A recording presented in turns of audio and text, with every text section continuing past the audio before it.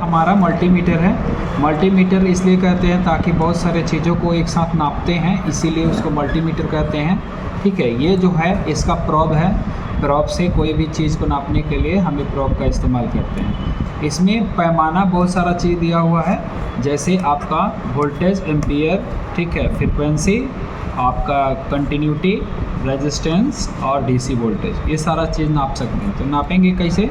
ये जो होता है आपका एसी वोल्टेज के लिए होता है, और कभी भी एसी वोल्टेज को जब हम नापते हैं तो जो आपका वैल्यू होता है, वैल्यू से हमेशा ज़्यादा रेंज में सेलेक्ट करने के बाद ही हम एसी वोल्टेज को चेक कर सकते हैं। जैसे अपने यहाँ एसी वोल्टेज कितना आता है? 220 आता है। तो हमारे यहाँ 220 रेंज नहीं है, 200 दिया है, 700 दिया है, तो हम हमेशा किससे नापेंगे? 700 में। ये जो होता है आपका सेलेक्टिंग नॉब होता है।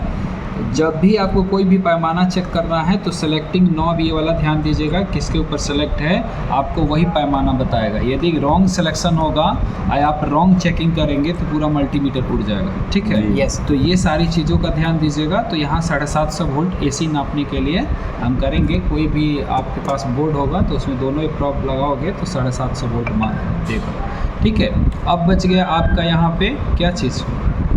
ये एम्पियर है ना। तो ये कौन सा एम्पियर है? एसी नहीं, डीसी का। डीसी यहाँ पे देखो, डीसी एम्पियर का सिंबल दिया हुआ है ना। यस, ठीक है। अब डीसी एम्पियर का सिंबल दिया हुआ है, तो डीसी एम्पियर हम चेक कैसे करेंगे? तो सपोज दैट समझ लो कि ये हमारा रेजिस्टेंस हो गया। ठीक है, अब रेजिस्टेंस से हम देखेंगे कि कितना रेजिस्टेंस ले रहा है। तो इसके लिए क्या करेंगे? एक सिरा को इसमें लगा देंगे, ठीक है, और एक सिरा को यहाँ बैटरी से हम इसको जोड़ देंगे। ठीक है, और यहाँ पे हम चेक करेंगे कि कितना ये एम्पियर ले रहा है। ठीक है, तो ये मिली एम्पियर में इसका वैल्यू आएगा। ठीक है, आ रहा है जी। यस, 8.46। यहाँ पे कितना में सिलेक्ट है? 20 मिली एम्पियर। तो 20 मिली एम्पियर में इसका वैल्यू दिखा रहा है। ठीक है, तो ये डीसी एम्पियर को चेक करने के लिए इसका उपयोग करते हैं। ठीक है, यदि आपको मतलब मिली एम्पियर से ज़्यादा में सिलेक्ट करना है तो आप 10 एम्पियर में सिलेक्ट कीजिएगा, और ये जो प्रोब है उसको इसमें लगाना पड़ेगा, क्योंकि ये जो यहाँ पे देखोगे तो 10 एम्पियर लिखा हुआ है। तो 10 एम्पियर में हमेशा आपको सिलेक्ट करना होता है, फिर यहाँ से करते हैं। फिर मान लो कि आपको किसी का कंटिन्यूटी चेक करना है, किसी वायर का, कि हमारा वायर सही है कि नहीं है, तो आप कंटिन्यूटी चेक कर सकते हो। जैसे मान लो कि ये वायर है, ये सही है कि ख़राब है, आपको कैसे पता चलेगा? इसके लिए हम क्या करेंगे कि दोनों लीड को यहाँ से निकाल देंगे और रेड वाले को रेड में पकड़ेंगे। ब्लैक वाले को ब्लैक के साथ पकड़ेंगे। तो अभी हमने कौन सा कलर पकड़ा है? रेड। तो रेड वाले को रेड में करेंगे, लेकिन बता रहा है क्या? नहीं बता रहा है, यानी हमारा जो प्रोब है वो गलत है। इसको निकाल के फिर से दोबारा हमको इसमें लगाना पड़ेगा। जब इसमें लगा देंगे फिर ये हमारा क्या होगा? कंटिन्यूटी चलेगा बताएगा, यानी कंटिन्यूटी सही है। ठीक है, उसके बाद से ये हो गया आपका।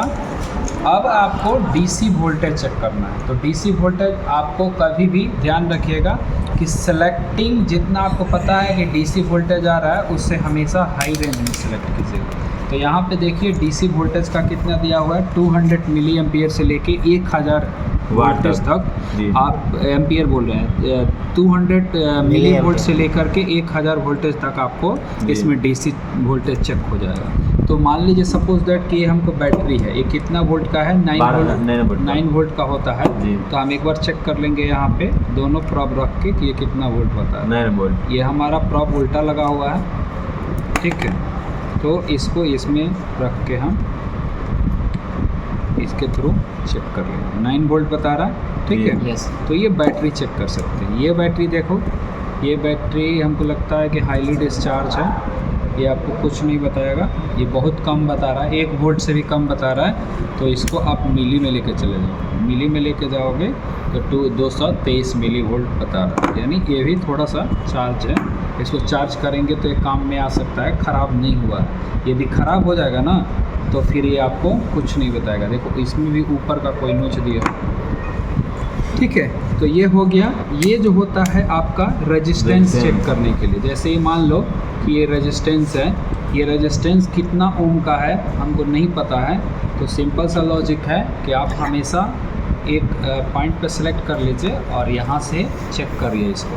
जब यहाँ से चेक करेंगे तो ये बता रहा है कुछ नहीं बता रहा है, 0.0 1.0 दिखा रहा है, यानी ये 1000 से भी कम का ओम का रेजिस्टेंस है। तो इसको हमेशा हमको क्या करना पड़ेगा, कम ले जाना पड़ेगा, 2000 ओम। फिर तो कितना दिखा रहा है, 986 ओम का क्या है ये रेजिस्टेंस है, ठीक है। तो ये 986 ओम का रेजिस्टेंस है। इसका ये कलर कोड से भी आप इसका वैल्यू निकाल सकते हो, एक आता है वो भी हम बता देंगे, चार्ट आता है सर। हाँ ठीक है। ये जो हो गया ये डायोड डायोड को हम किस तरह से चेक करेंगे, तो डायोड आपको पता है कि हमेशा फॉरवर्ड वॉइस में काम करता है, एक ही साइड काम करता है। तो इसके लिए आप कंटिन्यूटी पे लेके चले जाइएगा, ये इसको पॉजिटिव पे रखिएगा, इसको निगेटिव पे रखिएगा। तो बता रहा है ना, बता रहा है। यदि हम इसी को पलट देते हैं तो ये वैल्यू नहीं बता रहा। यानी एक ही साइड में ये काम करता है।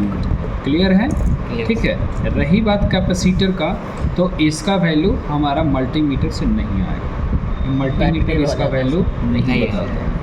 इसका वैल्यू चेक करना होगा तो एक दूसरा एक कंपोनेंट है LCR, उसके बाद उससे चेक करेंगे। इसको बैटरी पे भी चेक किया था सर, क्या इस DC पे 20 वोल्ट पे चेक किया था। कौन विवेक सर, DC वोल्ट में नहीं बताएगा, DC वोल्ट में ये क्या बताएगा, चार्ज रहेगा तो चार्ज रहेगा तो AC चार्ज उठाता है ना, DC चार्ज तो उठाता नहीं, कहाँ कुछ बताएगा।